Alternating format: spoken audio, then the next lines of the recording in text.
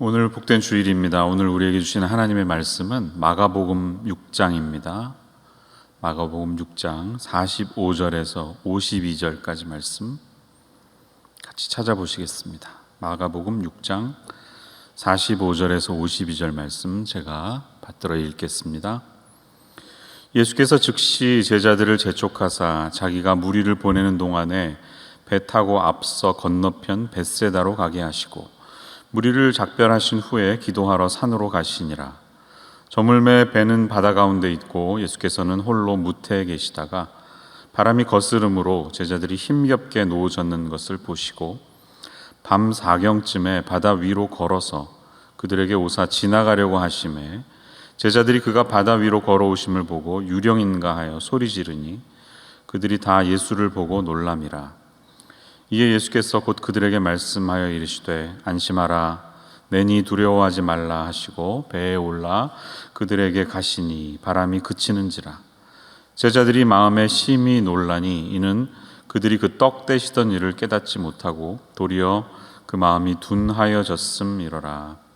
아멘. 오늘은 지친 당신에게 세 번째 시간으로 예수님이 계시니 두려워 말라는 제목으로 함께 말씀의 은혜를 나누겠습니다. 예수님을 따라서 그분을 섬기며 살아가는 우리는 다 예수님의 제자들입니다. 우리 모두가 다 제자입니다. 그런데 제자의 삶에는 평탄한 길만 있지 않습니다. 우리는 꽃길만 걷지 않습니다. 제자들의 삶에는 광야가 있고요, 풍랑이 몰아치는 항해의 길이 있습니다.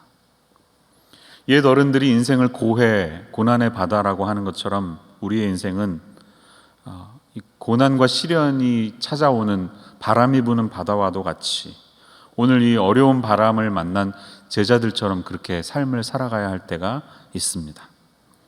주님의 제자로서 우리가 이 땅을 살아갈 때 찾아오는 고난과 풍랑의 바람 앞에서 우리는 어떤 마음을 가져야 할까요?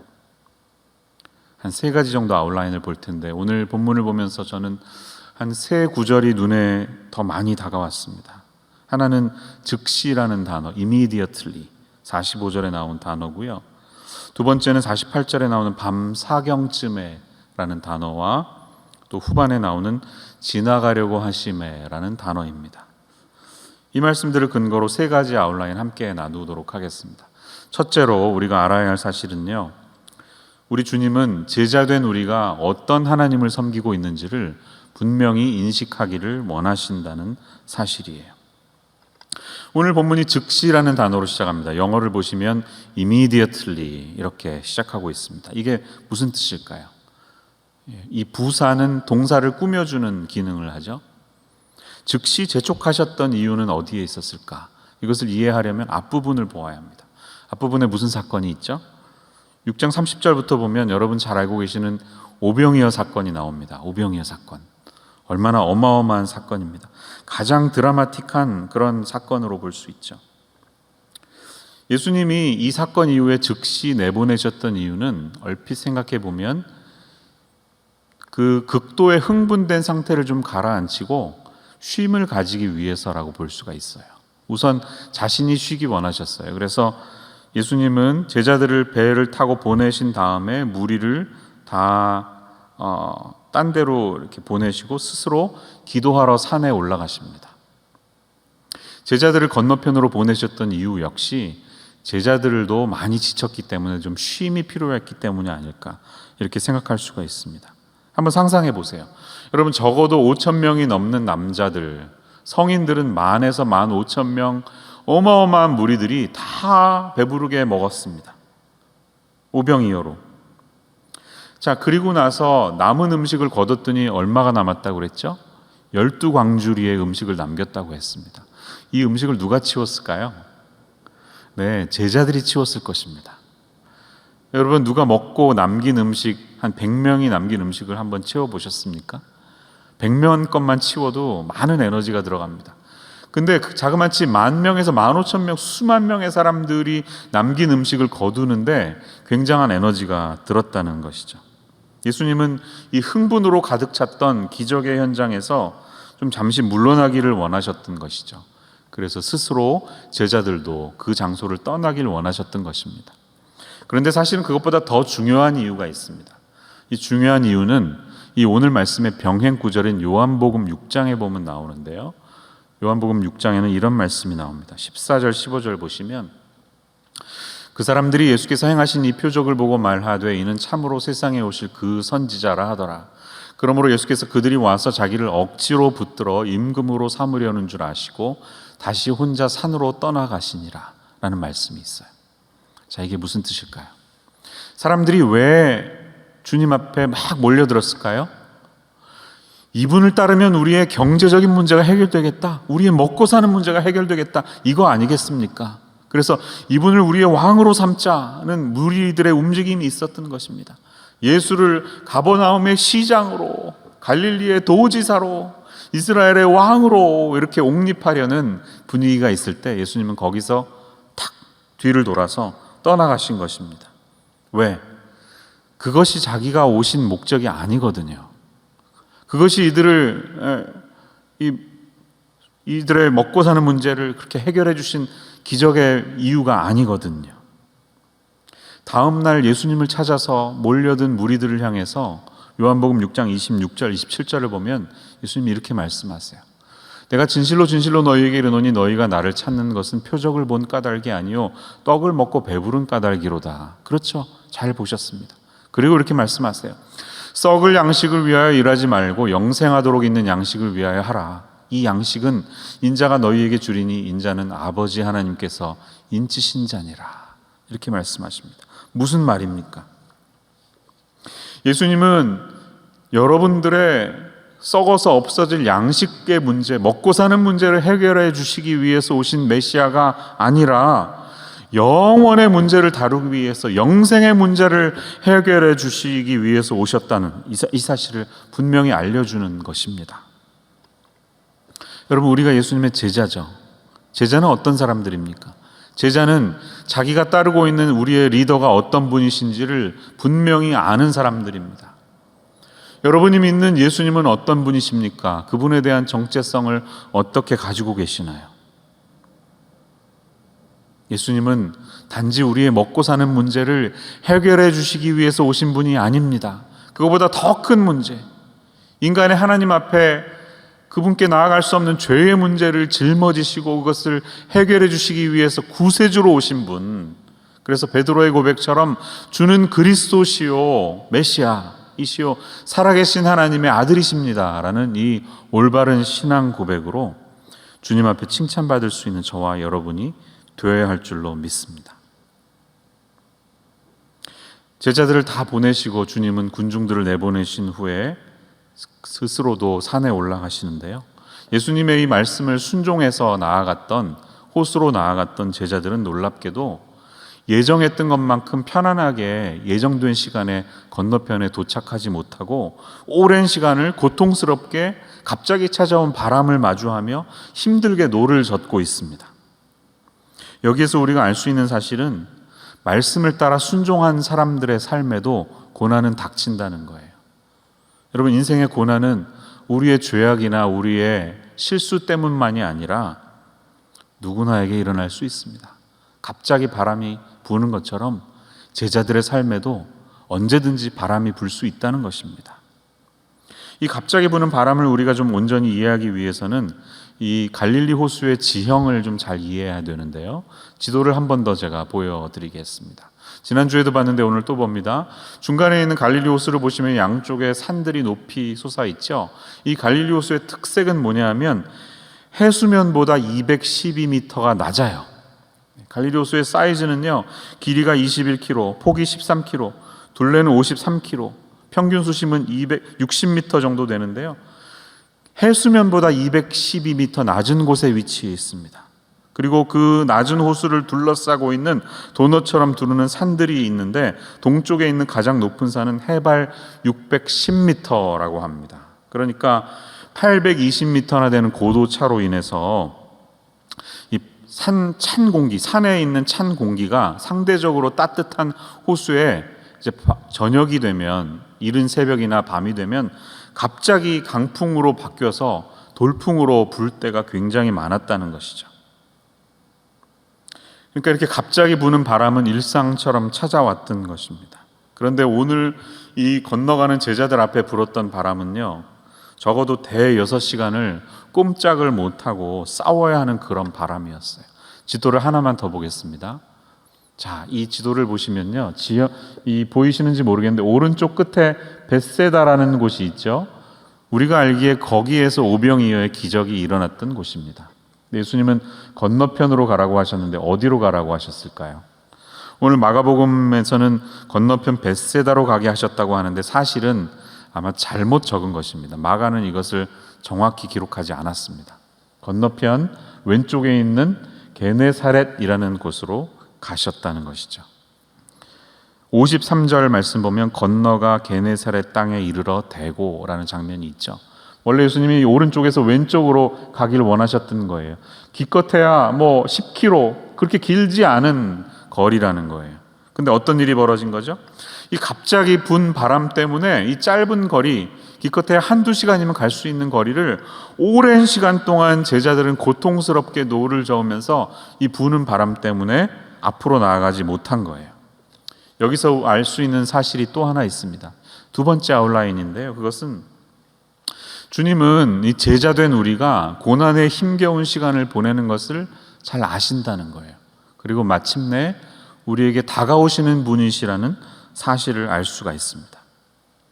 자, 이렇게 갑자기 분 바람 때문에 오랜 시간 고통스러워하는 제자들 앞에서 주님이 언제 오십니까? 48절 말씀 보면 밤 4경쯤에 라고 말하죠. About the fourth watch of the night 이렇게 말합니다. 자, 이 4경을 이해하기 위해서는 로마의 시간법을 알아야 하는데요. 로마의 시간법은 저녁 6시를 기준으로 넷으로 나눴습니다. 그래서 1경, 2경, 3경, 4경이 있어요. 무슨 말이죠? 저녁 6시에서 9시가 1경, 9시에서 자정이 2경, 자정에서부터 새벽 3시가 3경, 그리고 새벽 3시에서 6시가 4경이라는 거예요.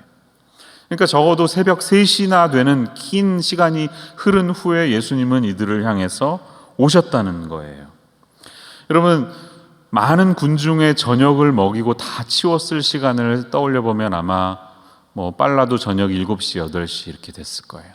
그 시간에 주님이 제자들을 호수로 보내셨다면 제자들은 적어도 6시간이나 되는 긴 시간 동안 예기치 못한 바람 때문에 엄청나게 고생하고 있었다는 사실을 우리가 알 수가 있는 것입니다. 이제는 힘이 다 빠져가지고 아이고 어떻게 해야 되나 지쳐하고 있는 그들에게 주님이 다가오고 계시는 거예요. 그런데 왜 예수님은 새벽 3시나 되어서 오셨을까요? 기왕이면 일이 벌어진 지 한두 시간 만에 금방 오시지 않고요. 우리가 생각하는 기대와 하나님의 시간은 다를 때가 있다는 사실을 아셔야 합니다. 우리의 생각과 하나님의 생각은 다릅니다. 인생에 벌어지는 여러 가지 고난을 일일이 나의 입장에서 해석하려고 하면 이해하기 어려운 일들이 너무나도 많습니다. 그렇지만 우리를 지으신 하나님은 최선의 때와 시간을 아십니다. 그런 시간을 성경은 카이로스의 시간이라고 하죠. 하나님이 예정하신 그 시간, 그 예비하신 카이로스의 시간 속에서 우리의 삶의 모든 바퀴들은 한치의 오차도 없이 정확하게 맞물려서 굴러가고 있습니다. 어쩌면 인생에서 마주하는 이 바람들은 우리 스스로 그 고난 속에서 해결해야 되는 이슈일 수도 있습니다. 그러나 긴 시간이 되었을 때 주님은 마침내 우리의 연약한 형편을 아시고 우리에게 찾아오신다는 거예요. 여기에서 우리가 분명히 알아야 할 사실은 제자들이 바람 속에서 고통받고 있을 때 주님이 무엇을 하고 계셨느냐입니다. 주님은 자신을 위해서 기도하셨을 뿐만 아니라 제자들을 멀리서나마 영의 눈으로 그들을 바라보며 기도하고 계셨을 거예요. 그랬겠죠? 48절 말씀 보면 바람이 거스름으로 제자들이 힘겹게 노젓는 것을 보시고 라고 말합니다. 아니 수 킬로미터 떨어진 이 늦은 어두운 밤에 어떻게 보셨다는 것일까요? 육안으로 보셨다는 말이 아니겠죠.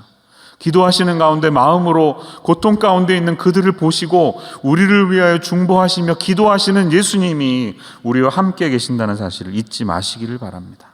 그리고 마침내 우리가 더 이상 지쳐서 앞으로 나아가지 못하니까 그 모습이 안쓰러워서 물 위를 걸어서 막 달려오시는 주님, 이 주님의 모습에 위로가 되지 않으십니까?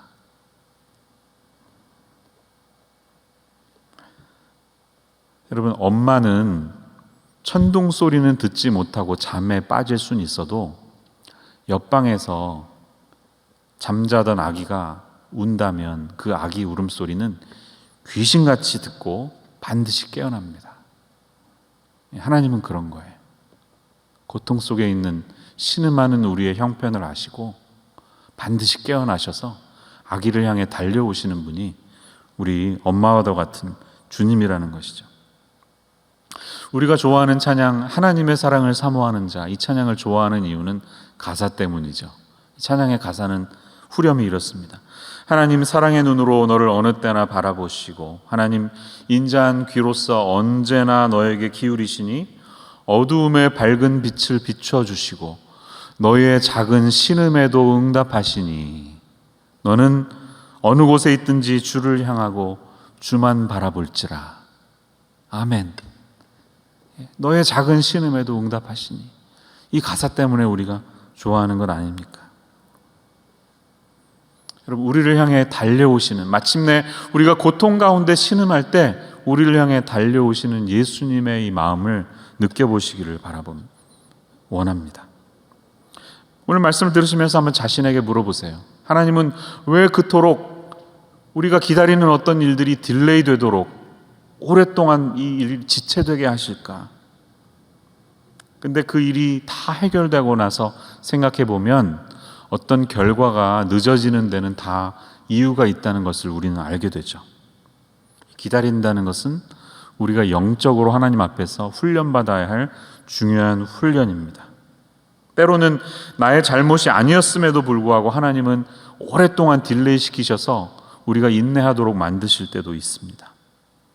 이 기다림의 훈련이야말로 우리의 조바심을 버리고 의심을 버리고 나를 향해 귀를 기울이시는 하나님의 계심을 잊지 않고 그분의 때를 기다리는 훈련이라고 생각합니다.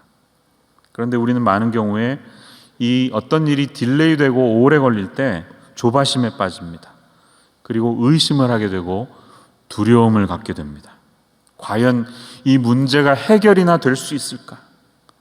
내가 이렇게 오랫동안 기다리는 영주권 문제가 해결이나 될 수 있을까? 오랫동안 정말 코마 상태에서 깨어나지 못하는 나의 사랑하는 그분의 문제가 해결이나 될 수 있을까? 우리는 그런 질문을 하면서 벌어진 상황 속에서 두려움을 갖게 됩니다.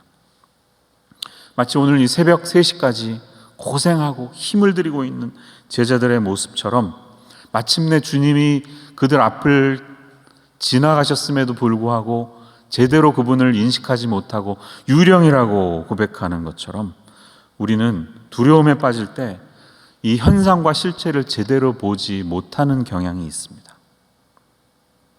두려움 때문이었죠. 설마 주님이 물 위를 걸어서 오실 줄이야 상상조차 못했던 것입니다. 여기에서 눈에 들어오는 장면이 바로 예수님이 바다 위로 걸어서 그들에게 오사 지나가려고 하심에라는 말입니다. He meant to pass by them. 자, 이 말은 좀 약간 의아하죠? 왜 다가와셔서 위로해 주지 않고 마치 이렇게 약 올리는 것처럼 지나가려고 하셨을까? 우리는 이렇게 생각할 수 있는데 이 말씀은 우리를 외면하고 그냥 지나가려고 했다는 뜻이 아닙니다. 이 동사가 그런 의미가 아니에요. 여기에서 사용된 동사가 파레르코마이라는 단어인데요. 이 동사를 제대로 이해하지 못하면 우리가 오해할 수가 있어요. 중요한 것은요, 이 단어가 사용됐을 때는 하나님의 어떤 특별한 나타남, 신현이라고 하죠. 자막을 한번 올려주시면 이 theophany라고 하는 하나님의 신현이라고 표현하는 성경에는 이렇게 하나님이 등장하실 때가 많이 있는데 그럴 때 사용되는 단어라는 것입니다. 제가 예를 들어드리면요, 구약은 이제 히브리어로 쓰였지만 구약이 헬라어로 쓰여진 그 성경이 있습니다.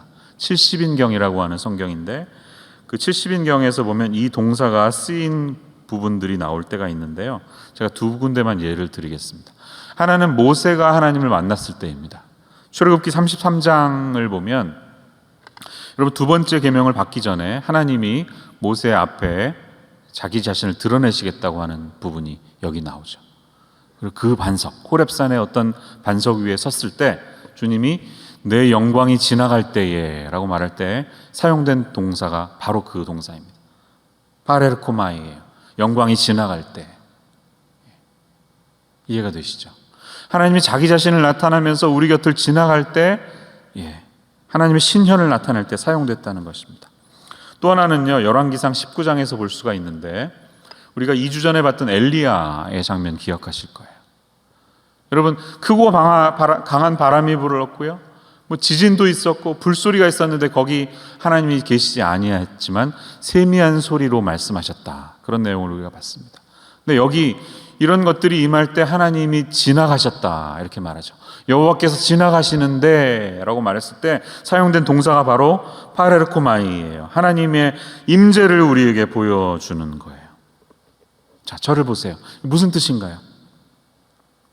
우리가 절체절명의 고난에 빠져서 더 이상 힘이 없어서 모든 진이 빠져서 포기하려고 하는 그 즈음에 하나님께서는 괜찮다, 나의 임재가 지금 너의 가운데 있다, 내가 너와 함께 한다, 내가 지금 내 앞을 지나간다 라고 우리에게 다가오시는 것입니다. 왜? 예수님 지금 제자들에게 왜 다가오십니까? 너무 힘겨워하니까. 1시간이면 갈 수 있는 거리를 대여섯 시간 동안 사투를 벌이면서 앞으로 못 가고 있으니까 다가오시고 지나가세요. 그리고 말씀하시죠. It is I, 나야. 두려워하지 마. 두려워하지 마. 우는 아기를 향해서 엄마야, 엄마 울지 마. 아빠야 하는 것처럼 네 하나님이야. 내가 너와 함께 한다. 이렇게 말씀하시는 겁니다. 이제 1년 동안이나 지속되고 있는 이 코로나의 긴 터널을 지나가는 우리에게 주님은 오늘 동일한 마음으로 말씀하고 계신지도 모릅니다. 아우, 진짜 언제까지 이렇게 해야 됩니까? 더 이상은 못 참겠습니다. 이 마스크 그냥 내던져 버려야지 라고 불쑥 우리가 감정을 쏟고 싶을 때 주님은 우리 곁에 다가오셔서 우리 앞을 지나가면서 말씀하시는 겁니다. 나야. 내가 너희와 함께 한다. 두려워하지 마. 그분의 영광이 이 고통스러운 폭풍이 지나가고 있는 뱃속에서 지금 함께하고 있다는 사실을 우리에게 가르쳐 주십니다. 그뿐만 아닙니다. 주님은 우리가 거하고 있는 우리의 현실, 이 배 안이라고 있는 현실, 배 안의 세계를 흔들기 위해서 지나가시기도 하십니다. 이것이 세 번째 아웃라인인데요. 제자된 우리가 깨달아야 할 사실은요, 주님은 제자된 우리가 두려움을 벗어나서 도전의 발걸음을 떼기를 원하신다는 사실이에요. 도전의 발걸음을 떼기 원하십니다. 여러분, 오늘 본문이 마가복음에는 등장하지 않는 사건이 병행구절인 마태복음에 나옵니다. 예수님이 안심하라, 내니 두려워하지 말라 하시니까 마태복음을 보면 또 다른 어떤 장면이 나와요. 그게 뭘까요? 한번 본문 올려주시겠어요? 기억나실 거예요. 네, 베드로가 또 여기서 나섭니다. 그래서 주님, 나를 명하사 물 위로 오라 하십시오. 그러니까 예수님이 come 오라고 하니까 배에서 내려서 물 위를 걷습니다. 자, 어마어마한 일이 일어났습니다. 베드로 역시 물을 걸을 수 있는 일이 있었어요. 근데 조금 걷다가 바람을 보고 무서워서 빠져버리니까 예수님이 즉시 손을 내밀어서 그를 끄집어내 주시죠. 그리고 믿음이 작은 자여 왜 의심하였냐, 이 내용이 마태복음에는 나옵니다. 그런데 여러분, 마가복음에는 왜 등장하지 않았을까요? 생각해 보셨나요? 자, 이 마가는요, 베드로의 제자입니다. 베드로가 애지중지하면서 데리고 다니던 친애하는 제자였어요. 베드로의 통역관과도 같은 다음 세대였어요. 그런데 이 마가를 데리고 다니면서 밤낮으로 아마 얘기하지 않았을까요? 자기의 무용담처럼, 야 마가 말이야, 내가 말이야 물 위를 저기 걸었다는 거 아니야 막 이러면서 때로는 이 역사상 아무도 해보지 못했던 물 위를 걸었던 사람이 자기였다는 것을 이렇게 많이 말해 주었을 것 같아요. 그렇지만 그러면서도 왠지 부끄러운 마음에 또 자기를 드러내고 싶지 않은 마음에 마가에게 절대로 이 사실을 기록하지 마라, 얘기하지 마라, 이렇게 아마 밥 먹듯이 말했을 것 같습니다. 그러면서도 그 물 위를 잠시 동안이지만 걸었던 그 짜릿한 감동을 베드로는 절대로 잊지 못했을 것입니다. 여러분은 베드로를 어떤 사람이라 생각하십니까? 예수님이 이 꾸짖음, 믿음이 작은 자여라고 꾸짖으셨던 것처럼 그는 정말 아무것도 아닌 행동만 앞서는 믿음이 작은 사람이었어 라고 평가하기 원하세요? 아니요. 예수님은 거기서 혼을 내신 것이 아닐 거예요. 둘 사이에 있는 그를 조용히 타이르시면서 그를 이렇게 끄집어내 주셨을 거예요. 여러분, 베드로가 정말 믿음이 작은 자로 질책을 받아야 하나요? 잘 생각해 보시면 그렇지 않습니다. 그는 인류 역사상 처음이자 마지막으로 잠시 동안이지만 물 위를 걸어볼 수 있었던 사람입니다. 그는 담대하게 주님이 물 밖에 서 계시니까 그러면 나도 주님 앞에 갈 수 있겠다는 담대한 마음으로 용기를 가지고 배 밖으로 나올 수 있었던 사람입니까? 그럼 누가 더 대단합니까? 말씀에 순종해서 배 밖으로 나올 용기를 가진 사람입니까? 아니면 아무것도 아니고 배 안에서 가만히 있는 사람이 더 위대한 사람입니까? 지금 우리는 이 베드로를 통해 extreme discipleship, 정말 이 용기 있는 제자도에 관한 장면을 보고 있는 것입니다. 여기서 우리는 그 유명한 책 제목이 하나 떠오르는데요.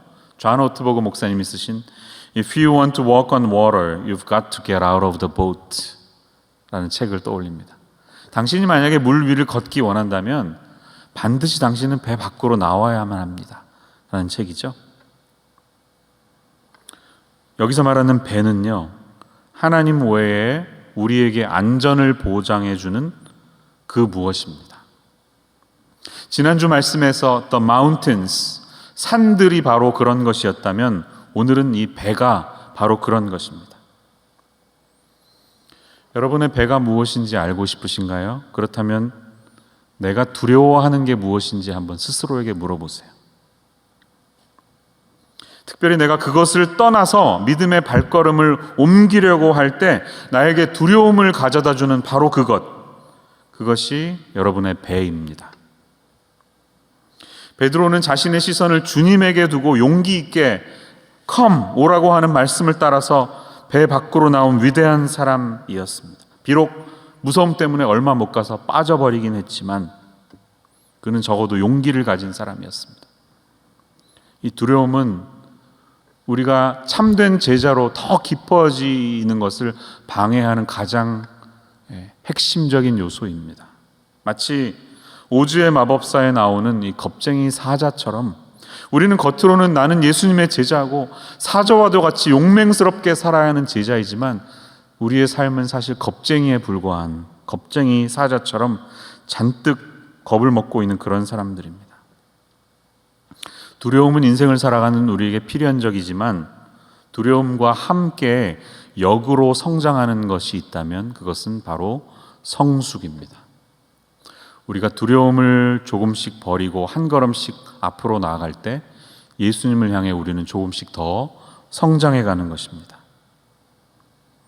베드로의 시도는 실패가 아니라 제자로서 한 걸음 더 성장하기 위한 용감한 도전이었습니다. 아주 급진적인 제자의 모습이었습니다. 우리가 닮아야 할 모습입니다. 여러분, 베드로는 실패한 사람이었을까요? 베드로의 이 행동이 과연 실패였을까요?